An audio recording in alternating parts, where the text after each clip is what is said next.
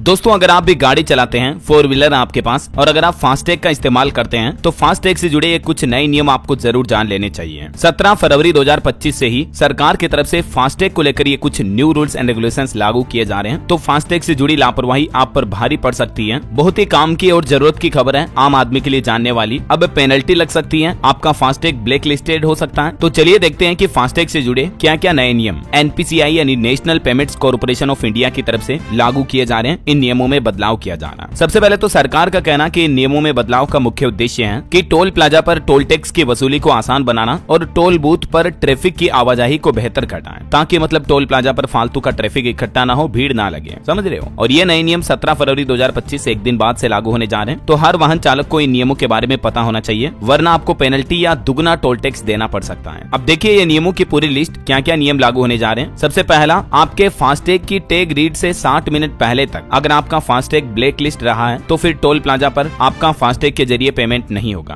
दूसरा, इन पॉइंट्स को समझिए पहले, फिर मैं आपको बताता हूँ इनका मतलब एग्जैक्टली है क्या, आसान भाषा में समझाऊंगा। दूसरा ये कि अपने फास्टैग स्टेटस में सुधार के लिए यूजर्स को 70 मिनट की विंडो मिलेगी, यानी कि अगर आपके फास्टैग में कम बैलेंस रहा या कोई तकनीकी दिक्कत आ जाती है, आपका फास्टैग ब्लैक लिस्ट हो जाता है, तो आपको रिचार्ज करने के लिए 70 मिनट तक का समय मिलेगा। और वहीं अगर आपके फास्टैग में नेगेटिव बैलेंस है, फिर भी आपकी गाड़ी टोल प्लाजा क्रॉस कर पाएगी। क्रॉस करने के बाद फास्टैग के सिक्योरिटी डिपॉजिट से टोल चार्ज काट लिया जाएगा। अगला रिचार्ज कराने पर सिक्योरिटी डिपॉजिट से काटी गई राशि वापस लौटा दी जाएगी। मतलब आपके फास्टैग में एज ए रिजर्व बैलेंस होगा, आप समझ रहे हो, जैसे हमारी गाड़ी में रिजर्व तेल होता है वैसे ही। तो सबसे पहले तो 2 बड़े बदलाव फास्टैग के वैलिडेशन में किए गए हैं, यानी जो आपका टोल प्लाजा पर फास्टैग स्कैन होकर के आपका टोल टैक्स जो करता है ना, उसमें 2 अहम शर्तें जोड़ी गई है। जब आप टोल प्लाजा पर पहुंचोगे, टोल स्कैन से 60 मिनट पहले अगर आपका फास्टैग ब्लैक लिस्ट हो जाता है या आपके फास्टैग में कम बैलेंस होता है, उस स्थिति को 1 घंटे से ज्यादा का समय हो गया, तो टोल प्लाजा पर आपका ट्रांजैक्शन अस्वीकार कर दिया जाएगा। यानी कि आपको हाईवे पर सफर करने से 1 घंटा पहले ही अपने फास्टैग को रिचार्ज कर लेना है, समझ रहे हो, वरना आपका ट्रांजैक्शन डिक्लाइन कर दिया जाएगा।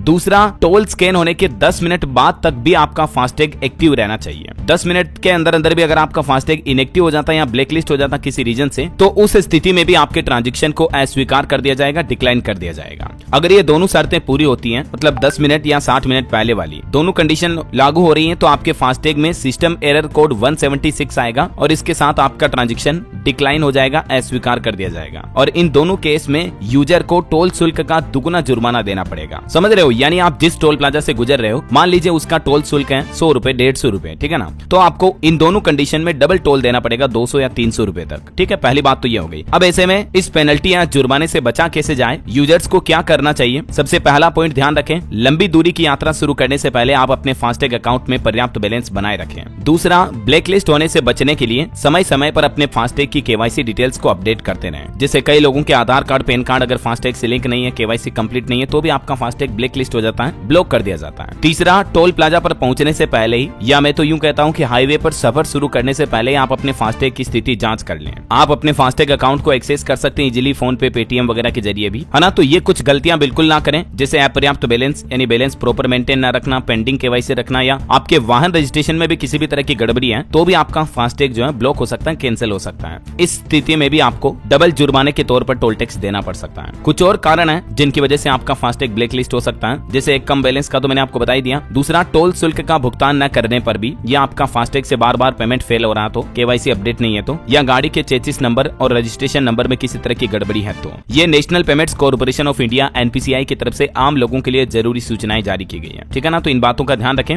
अब कुछ और इंपोर्टेंट टिप्स हैं कि आपका फास्टैग ब्लैक लिस्ट ना हो, इसके लिए आपको और इन बातों का ध्यान रखना है। फास्टैग वॉलेट में हमेशा बैलेंस मेंटेन रखें, कम से कम 100 रुपए न्यूनतम बैलेंस तो आपका हमेशा होना ही चाहिए। दूसरा, बैंक से आने वाले SMS और नोटिफिकेशन पर ध्यान दें। तीसरा, समय समय पर माई फास्टैग ऐप से अपना बैलेंस और फास्टैग का स्टेटस आप चेक कर सकते हैं। मैनेज फास्टैग वगैरह कई जगहों पर आपको ये ऑप्शन मिल जाएंगे। और एक काम आप कर सकते हैं, अपने फास्टैग में ऑटो रिचार्ज का फीचर ऑन कर दें, ताकि जैसे ही बैलेंस लो हो ऑटोमेटिकली आपका फास्टैग टॉप अप हो जाएगा। और फास्टैग अकाउंट में जो भी मोबाइल नंबर है उसको हमेशा अपडेट रखें, ऑन रखें। फास्टैग को विंड स्क्रीन पर सही तरीके से चिपकाएं अपने गाड़ी के आगे, और एक फास्टैग का इस्तेमाल सिर्फ एक ही वाहन के लिए करें। दूसरे वाहन के लिए इस्तेमाल करने पर भी आपका फास्टैग ब्लैक लिस्ट हो जाएगा। तो ये कुछ बातों का ध्यान रखें। और बाकी दोस्तों, सरकार ने हाल ही में टोल प्लाजा को लेकर कुछ नई स्कीम लाने का भी प्लान बनाया बनाया है, जिसके तहत हर बार अब आपको टोल टैक्स नहीं देना पड़ेगा। देश के परिवहन मंत्री नितिन गडकरी का ये प्लान है। इसके बारे में भी ज्यादा जानकारी अगर आप जानना चाहते तो इसको लेकर मैंने डीएलएस न्यूज पर ये अलग से वीडियो डाला है, ठीक है ना। तो इस वीडियो को देख लीजिएगा, अभी एक दिन पहले ही डाला था। बाकी इसी तरह की रोजाना की ताजा खबरें, महत्वपूर्ण मुख्य समाचार, काम के नए नियम, सरकार की नई योजनाओं की जानकारी और सरकार के बड़े फैसले हर रोज देखते रहने के लिए आप बिल्कुल जुड़े रहिएगा मेरे साथ। इस चैनल डीएलएस न्यूज को सब्सक्राइब करके बेल आइकन जरूर दबा दीजिएगा और इस वीडियो पर एक लाइक और शेयर भी जरूर कर देना,